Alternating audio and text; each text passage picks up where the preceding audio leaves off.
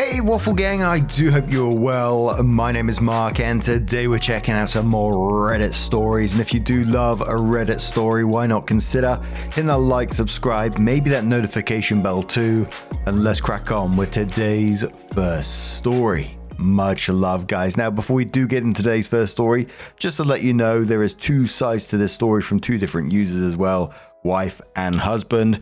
And it starts off with the husband, top version 2940, and says, "Am I the arsehole here for telling my daughter I won't budge, even if she never speaks to me again? My daughter, Casey, 17 female, worked and saved up money for around a year to be able to afford a better car than we could buy her with our family budget. My other daughter, Alana, 16 female, has ADHD. Recently got a driver's license and asked to drive Casey's car. Casey allowed it, but Alana ended up having a bad accident around 6 months ago, which basically rendered the car unusable. The insurance payout wasn't nearly enough to cover the replacement, and with Alana's medical bills from the accident, thankfully there was no permanent damage, just a broken arm and leg, there was no way we could afford to replace Casey's car immediately. Alana was very apologetic to Casey, and so were we, since we couldn't afford to replace her car. Casey didn't accept our apology and has been basically avoiding us, skipping family dinners and pretty much pretending that her mum, Alana, and I don't exist, and only talks to us if she needs a form signed for her school. I begged her to come to a family therapy session, and she eventually relented, but with a condition that Alana wouldn't be present. In the therapy session, she told us she won't be resuming a relationship with us until we replace her car, which realistically won't be until next year. When the therapist asked how she expected us to do that, Casey said we could just make Alana work to earn the money. The issue is that Alana has severe ADHD and already has trouble managing her schoolwork. I'm worried that making her work to earn money will harm her grades and have significant ramifications for her future. Casey said, well, she should have thought about that before destroying my car. I don't care. I'm not going to speak to any of you unless I have my car replaced. I responded that she was free to avoid speaking to me for as long as she wanted to, but I'm not going to permanently harm her sister's future to get her a car earlier. My wife agrees with me that we need to stand firm on our position, but is also genuinely afraid of Casey never speaking to her ever again. I understand that her car was ruined, but I, as a parent, need to look out for all my children, not just one. I also don't want to set the precedent that emotional blackmail will work, even if what you're asking for is unreasonable. Am I the arsehole here?" And in the comments, we'll start with Bid, who says, "You can't be serious. You're the arsehole. You, your wife, and Alana.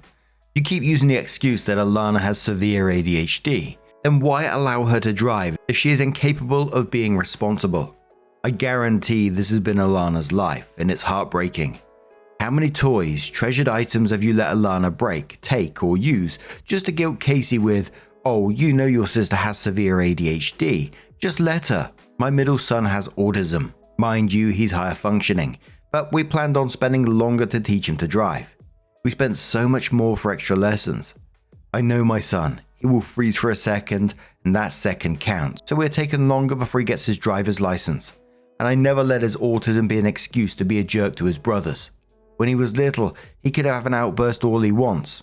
I wasn't giving him his brother's stuff. He had to be respectful of their things. Good Lord, you failed both of them. Edit to add, it's the car situation is just the straw that broke the camel's back. She has felt so belittled. She'd rather pretend she doesn't have a family because why? When you prove over and over that she doesn't matter. Woman in question says you're the arsehole. You're shitting all over Casey to protect Alana from the consequences of her actions. If her condition is that bad, why was she allowed to drive in the first place? Dr. Governor says, are you an arsehole? Why, yes. Yes, you are. If it wasn't your elder daughter's car that Alana borrowed and wrecked, but a neighbor or a friend, you'd be bending over backwards to make the debt good. So why make Casey suffer? She did a good thing. Lent her car, and in your reply, you're denying her property and transport until sometime next year. If you can't get your 16-year-old a job, and God knows how she'll support herself after school, then you and your wife should do overtime, take a loan or sell stuff until Casey's loss is made good. No doubt in my mind who's the golden child here, and it ain't Casey. Alana was very apologetic to Casey. All well and good, but that doesn't help when Casey has to take the bus everywhere or rely on friends or lifts. I don't know how you can even ask if you're an arsehole. And not just you either, both your wife and Alana too. Three-Wheeler of Doom says you're the arsehole. Casey saved for an entire year in order to buy that car. Alana destroyed it, and somehow you think Casey's in the wrong for demanding that Alana takes responsibility for her actions. You are only looking out for one child, and that's Alana. Why don't you give Casey the money she needs to replace her car and let Alana repay you? Alana managed to get a driving license. She could manage to work a part-time job. If Casey leaves home and goes no contact with you and your wife, you only have yourselves to blame. So then the wife came in with her post, and obviously it wasn't a response, it was a separate post. It said, I, 39 female, and my husband, 43 male, have 2 daughters. 16 who we'll call Alana and 17 who I'll call Casey. Casey has held down a steady job for over a year now and was able to get herself a car. Now, she got this car right as Alana passed her own driver's test, so there was a little issue between who was going to be driving. After a little persuasion, Casey did allow Alana to use her car, so long as somebody else paid for gas. We told her that wasn't going to cut it. Alana doesn't have money for that, and it's her car. Her responsibility to keep gas in it and keep it on the road. Here's where it gets difficult. Alana wrecked about a month ago. Luckily, she was fine aside from a broken wrist and a mild concussion. But Casey was fuming the entire time and seemed to have this expectation that we would be replacing her car. Her and my husband got into it, and she threw her arms up like a child and just stopped speaking to us. We coaxed her into going to family therapy with us, though it wasn't productive, and she and the therapist agreed that it'd be best to maintain the reduced contact until she's paid back. Here's the problem. That car was 15 grand. She saved up every penny for a year for that car. She asked us about twice a week if we changed our mind, and obviously the answer was no. But that was the only thing she'd say to us. It didn't seem to bother my husband, and he kept saying that she'll get over it.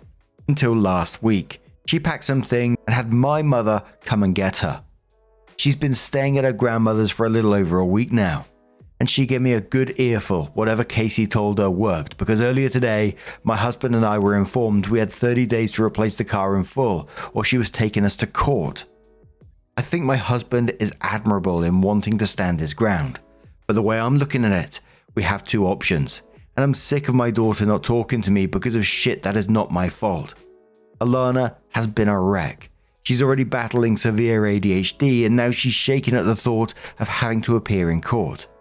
So I sat them both down and said we have 2 options. We can suck it up, pay $15,000 and have our daughter and sister back, and Alana will just have to buck up and work. Or we can let my dad sue my husband and I on Casey's behalf, and almost certainly lose.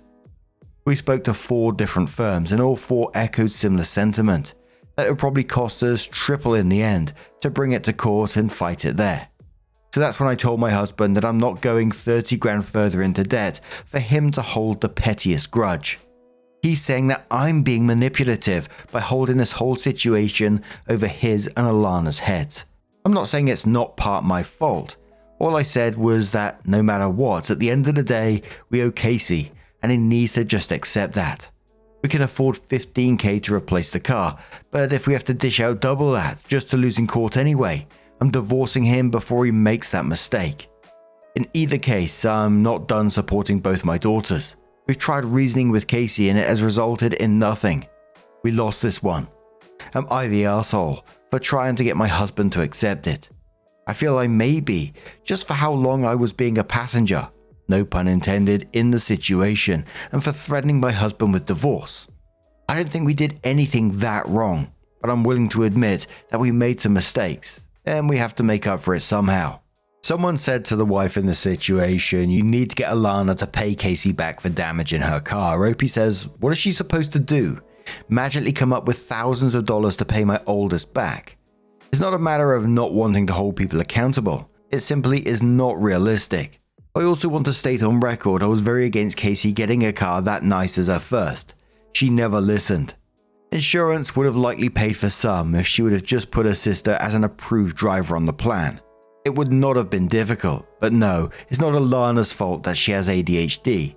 It's not like she wrecked on purpose. Commenter says Casey saved up $15,000 and didn't pay the $300 a month to get insurance. Nope, sounds like Alana wrote this and doesn't know how insurance work. Alana, pay for the gas if you drive the car. OP replies saying she had insurance, but they really screwed us over because Casey didn't approve Alana as a driver on the plan. That was a big determining factor in us deciding to hold firm. If Alana would have been approved on the plan, we would have covered the remainder on what the insurance was offering. But this is the result of Casey's decision, hence I agreed with my husband that it's fully her responsibility. I just didn't expect her to sue us out of nowhere like this, and I especially didn't expect my parents to be enabling this behavior. What's in her best interest might suck now, but she'll learn from it in the future. My husband's been fuming for weeks over this, and a lot of you are saying he even made a post, but if they ruled not the arsehole, then he wasn't telling the full story. Alana broke her arm in that wreck, and all Casey has cared about the past month is her car. That's the genesis behind the family therapy, and I'm very concerned that so many people are supporting her entitled behavior. Then the OP starts blaming her parents for enabling Casey into suing OP and her husband, saying, I'm not absolving them of blame either. They're the ones enabling Casey in all of this. Are you forgetting that it's my mum and dad suing on her behalf? You're nuts if you think they won't be hearing from me. Results be damned. I've been getting angry telephone calls for a week over this shitstorm. Somebody has to answer for that. Even her uncles are on her side in this, and the in-laws haven't said a word. I don't know what's happening on that side. OP on what she and her husband do for Casey. She said, we feed her, we clothe her, we're going to send her to college. She had a place to park that car because of us. And oh, by the way, my husband got under there and fixed the tie rod about a month after she got it. For all of you saying about how awful he is. He's not. He loves Casey, we both do. But I didn't see her putting that car up in the air to redo the brakes and fix the AC when she hit a deer. That was all her father. I figured that allowing her sister to also drive their car was more than a fair ask for all he did, and is a big reason why I supported him. I just hate that I apparently can't support him and love my daughters. If that's the resolution you all want, forget it. Casey is going to take this to court, and then when she loses, she's going to throw another fit. That's better than dishing out $15,000 for a car we're not even going to drive. It's not lost on me that we owe her. We just don't owe her that much. She'll come around when she realizes how the world works. Then sometime later, OP comes in with an update, which came from the wife's side. It's been a few weeks since I last updated, and I want to start out by addressing a few things that opened my eyes a little bit in regards to this situation. The first thing being my husband's post, which came well before my own. He and I fought over that. I truthfully didn't love that he used real names, however, when I found out he posted, for the sake of transparency, I used real names as well. But with that being said, I went through with a difficult decision to serve him divorce papers. To really abbreviate things, I went to therapy as lots of you suggested, and I was assessed with a diagnosis for an obsessive compulsive disorder in my second session. And in my third session, we discussed the whole car situation. And my personal therapist explained it to me in a way that made it hard to not feel awful for Casey.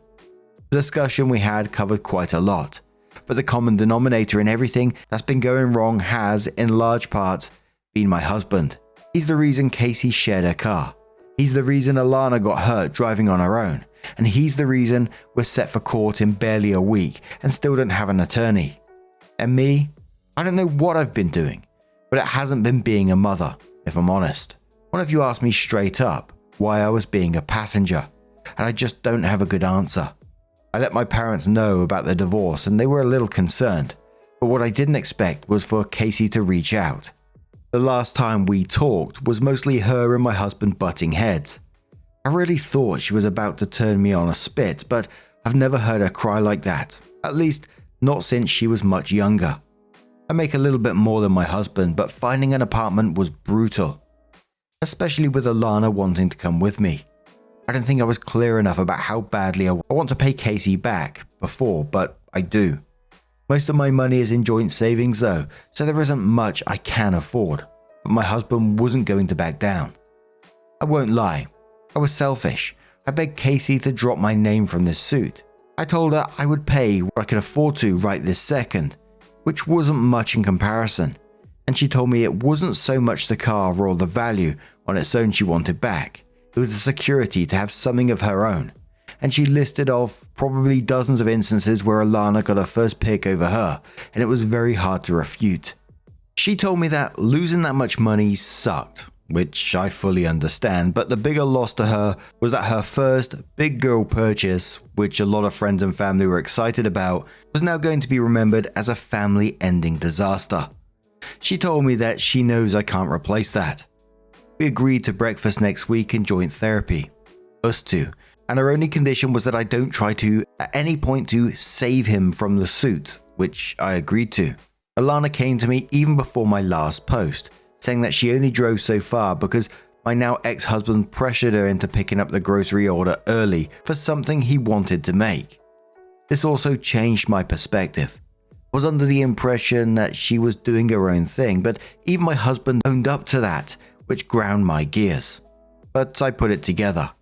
A legal driver in an expensive car, not insured, and under pressure. Alana drove, but I've come to realize that my ex-husband seems to have a tendency to like to pressure people. He pressured me a lot too. He probably pressured Casey into letting Alana drive at all, which brings me back to her, and we finished our talk with better terms. I owe her so much more than breakfast out, but I'm just beyond grateful she's even willing to look at me. I've seen a lot of bold assumptions that I hate Casey and that I vastly favor Alana, but I only feel the second part was ever accurate. I've never hated my own daughter. I was frustrated with her over something I've come to realize wasn't her fault. As of now, I'm just adjusting to a much quieter place and to my phone buzzing non-stop. I've only been moved out for 5 days and Alana has seemed so much less anxious, to me at least. It's odd because my place now isn't anywhere near what the house is, but I think last night was probably the first time I've slept 8 hours since high school. Today was productive, and for Casey, I'll admit it. I hope she wins, hope she gets her car and then some. As for the divorce, I don't want much material. I won't say no to it. I'd rather just have my share of joint savings and try to tackle my own issues. Of what I guess I have more than I would have been willing to admit a month ago. I know I'm going to get pelted most likely, but I want you to know I'm thankful. The internet is mean, but it tells the truth, and however this turns out, it's largely your comments that helped me see what I was doing wrong, and who was enabling those things, and most importantly, how I could stop it. It's times like this where my dad would tell me, I'm not lucky, I'm privileged, and I think that applies here. I'm privileged that my daughter didn't just laugh, even though she could and arguably should have. That's the update. I'll update whenever Casey and I meet, barring she's comfortable with it. And then you probably won't hear from me until the whole suit and divorce is over and done with. I just wanted Reddit to know. I hear you all, and I wish I could have seen reason when I first posted. I'm frustrated reading my own comments. Therapy is a powerful thing. The first top commenter on this one said, "It's great you seem to have changed your tune a bit, but this still screams of avoiding being held accountable. Your ex-husband may have been the driving force behind the fallout with Casey, but you were trying very hard to place the blame on Casey in your initial post and subsequent comments, and it's hard for me to believe you switched sides that easily. Hope that Casey gets the outcome she deserves from all of this, whether that's your ex-husband being taken to the cleaners or the both of you." Next commenter says, "Still, you're the arsehole. You allowed this all to happen. Your daughter bought the car and it was okay to let the other daughter drive it and not have to pay gas. Take some responsibility and realize you are a shit parent." Mother Search found a comment from the OP and quoted it saying, "That's funny. Alana's the only one we've ever had to talk about boys with. I don't think Casey is very dateable. Definitely don't see her being marriage material. It's Alana we have to worry about. Case will come around. This isn't the first mountain she's constructed out of a molehill, I'll have you know." This was obviously before the update, and Mother Search continues saying, "It's you still thinking it's about a car and playing victim and throwing your asshole husband under the bus that's horrifying. This is what you think about your daughter. You posted on a public platform less than a month ago about your daughter. You haven't changed. You aren't remorseful. You have turned this whole thing around and made it about you and are playing victim. You're a sociopath. And Successful Roll says it's great you're changing your tune a bit, but you still need to change your accountability. You let those things happen. You said horrible things about Casey in order to lift up Alana, your husband, and yourself. You weren't pressured into that. You made a post and made terrible comments about your daughter. From what your daughter said to you, you made that choice for years. You cannot put it all on your husband pressuring. You made choices. You acted on your own at times. Own up to it, and not to us, to Casey. The internet wasn't mean. We heard your point of view, your continued offense of Alana, your husband and yourself, and your tearing down of Casey. We stood up for your daughter. We were doing her a kindness you would not. If that's what you consider mean because we showed you who you are, then you have a lot more therapy to go. I don't think you need to show Casey this post. She's been through enough, but you should show your therapist your comments on this post. And I gotta say, I felt very much like those comments, the swift turnaround after some of the comments that was put on there. It just didn't come across as very believable. I mean, I really hope that she has had this massive turnaround because that would be for the best, right? But it doesn't feel like that would be the case. What would be really interesting, I know we're not going to get it, so it's almost like just teasing myself here, is to get the wife's parents' point of view on this and what they've seen. Because from the post and, people assuming as well that, the car thing was the straw that broke the camel's back. It's a big one, but it sounded like there was a history of this kind of behavior, this kind of enabling behavior, which is doing Alana a disservice at the same time as well. But what do you guys make of this situation? Let us know your thoughts down in the comments below. Now, just a huge thank you from the bottom of my heart for getting involved in today's stories. Your love, your support, your time always means the absolute world to me. So thank you so, so much. And hopefully I'll see you in the next one. Take care and much love.